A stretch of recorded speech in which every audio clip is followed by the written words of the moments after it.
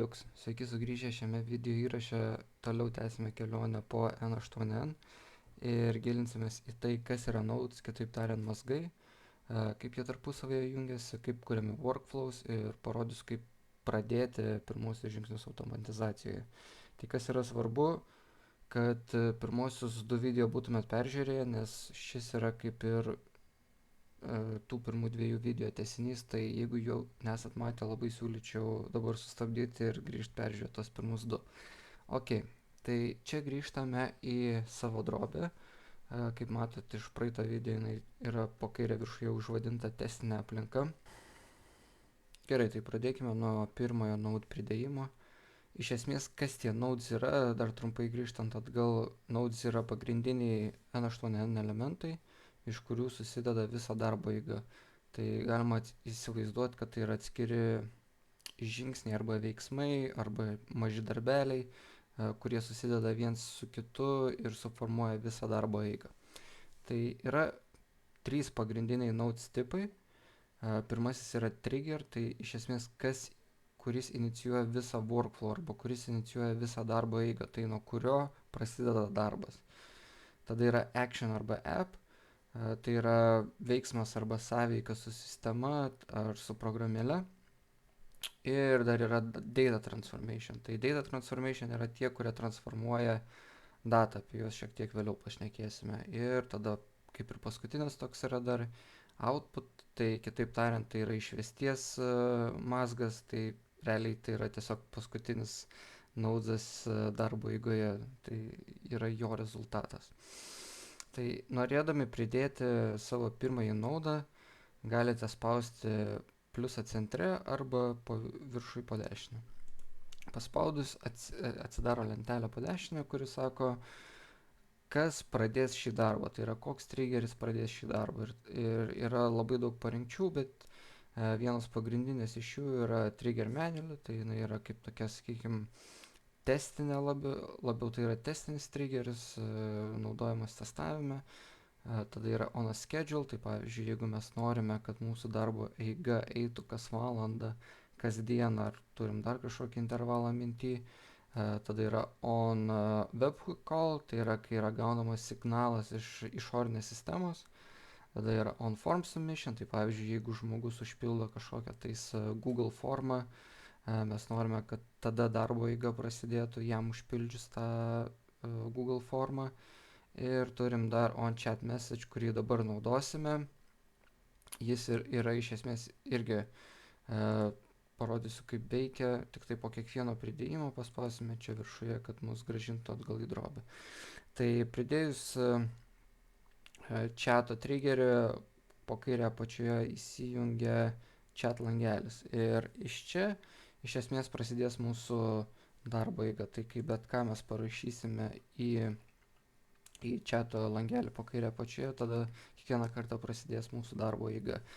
Dabar įrašius ir paspaudus enter niekas neatsitiks, nes mes neturime jokių papildomų veiksmų darbo eigoje. Tai dar prieš tai pažiūrėsime, kas matosi iš šio pirmojo mazgo.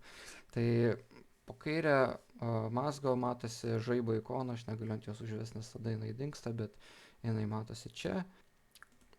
Tada užvedus arba paspaudus ant mūsų triggerio atsiranda keletas parinkčių, tai mes galime ištrinti, galime paleisti ir yra 3 taškai. 3 taškuose mes galim pervadinti mūsų triggerį, kad greičiau susiorientuoti, mes tą kiek vėliau padarysime. Tada mes jį galim deaktyvuoti ir yra dar keletas parinkčių, bet jos pravers šiek tiek vėliau. Taip pat, jeigu norite judinti šitą elementą, nodą galite bet kur pas save nusistumti, iš esmės kaip jums patogiau, dėl šito video aš jį paliksiu per centrą. Ir dabar mes galim pridėti pirmąjį veiksmą, kas įvyks po to, kai mes į chatą įvesime kažkokią tai žinutę. Tai sakykime taip, kad aš dabar sakau, aš noriu, kad kai aš įvesiu žinutę labas ar ne, man išsiųstų emailas į kažkokią tais pašto dėžutę. Tai, ką aš dabar galiu padaryti, tai susirasti tos pašto dėžutės veiksmą iš šitų nodesų paspaudęs plius. Ir dabar jau atsidarius pliuso ženklą, man išmeta šiek tiek kitokią lentelę, kuri klausia, kas atsitiks po pirmojo veiksmo, tai po mūsų trigerio. Nes anksčiau mum išmetė, nuo ko prasidės darbo eiga. Dabar jau N8N mato, kad mes turime triggerį ir klausia, kas bus po trigerio. Tai jeigu mes norim išsiųsti e-mailą, mes galim susirasti Gmailo programėlę. Gmailo programėlė yra vienoje iš tų kategorijų, bet mes tiesiog galime įvesti, dar trumpai parodysiu visas tas programėlės, bet iš esmės mes galime grįžti ir spausti Gmail. Ir mum suranda Gmail programėlės veiksmus. Juos atsidarę mes galim susirasti, kur yra send a message ir jį paspausti. Ir mum iš esmės automatiškai prideda visą Gmailo send a message užduotį. Mes irgi tą užduotį galime tampyti iš viršaus į apačią, galime ją išvis ištrinti arba galime atjungti ją nuo pirmojo veiksmo. Tai jeigu mes paspausime čia, mes ją atjungsime ir jos dabar nebėra sujungtos, bet dabar tiesiog ją ištrinkime ir pasižiūrėkime, ką mes dar galime pridėti per N8N čionais. Tai matome, kad yra daug parinkčių, viena iš jų, kurią naudosim ir vėliau, bus data transformation, arba kitaip sakant, duomenų transformavimas. Duomenų transformavime yra daug, sakykime taip, parinkčių, tai mes galime naudoti savo kodą, galime naudoti datą ir laiką, yra pilna dalykų, apie kuriuos vėliau šnekėsim ir dabar turbūt neverta užsiminti, bet mokymo tikslams mes įsivesime dabar data į paiešką ir susirasime tokiu pavadinimu, kamera matau užstoja, bet jis vadinasi Customer Data Store. Ir paspausime ant Get All People.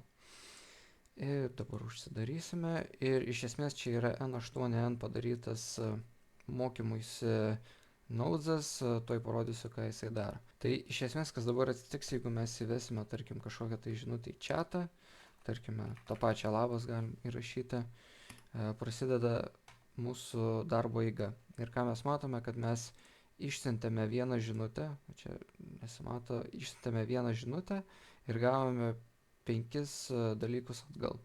Ir jeigu 2 kart paspausime ant šito naudo, po kairę mum išmes, po kairę ir dešinę atsiranda nauji informacijos laukai. Tai po kairę mes iš esmės matome, kas atėjo iš šito būtent veiksmo, ar ne? Tai kai mes įrašėme labas, kas atsitiko šitame langelyje. Šitame langelyje mes gavome žinutę labas. Ir taip pat su juo atėjo dar papildoma informacijos krūva, apie kurią vėliau šiek tiek pašnekėsime, bet pagrindinė žinutė buvo labas. Ir ką mes gavom? Kadangi tai yra, kaip ir sakiau, testinis Nodes'as, jis mums sugeneravo 5 žmonės. Tai dabar matome tos sugeneruotus 5 žmonės ir kiekvienas žmogus turi kartu su savimi savo e-mailą, kažkokius tais užrašus, šalį ir taip toliau.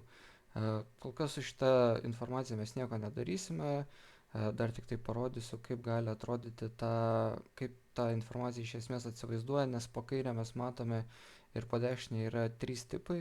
Tai yra schema lietuviškai arba schema angliškai tarimas, tada yra table, yra JSON. JSON formatas iš esmės atvaizduoja tą pačią informaciją, tik tai kitokiu formatu. Ir mes tą patį galime padaryti ir po dešinę, matome lygiai tą pačią informaciją. Dabar kodėl tai yra gan svarbu? Todėl, kad mes kai kuriuose atvejuose ateityje naudosime dažnai schemą, nes ją mes galėsime nutempti į tam tikrus darbus. Dabar dėl šito video tiesiog, kad būtų viskas lengvai suprantama, to nedarysiu. To prireiks mums ateityje. Tai iš esmės, dar kartą pakartojant, kur mes dabar esame, tai mes esame Customer Data Store mazge arba Node. Ir po kairę mums yra veiksmas, kuris atsitiko prieš Customer Data Store naudą. Tai mes į pokalbių langą įvedėm labas ir gavome šitą informaciją. Tada mes atėjome į Customer Data Store naudą ir jisai mums išspjovė 5 atsakymus, ar ne? Kitame video iš esmės tęsime darbą su šito pačiu workflow'u ir parodysiu, kaip pridėti duomenų transformacijos etapą ir taip toliau.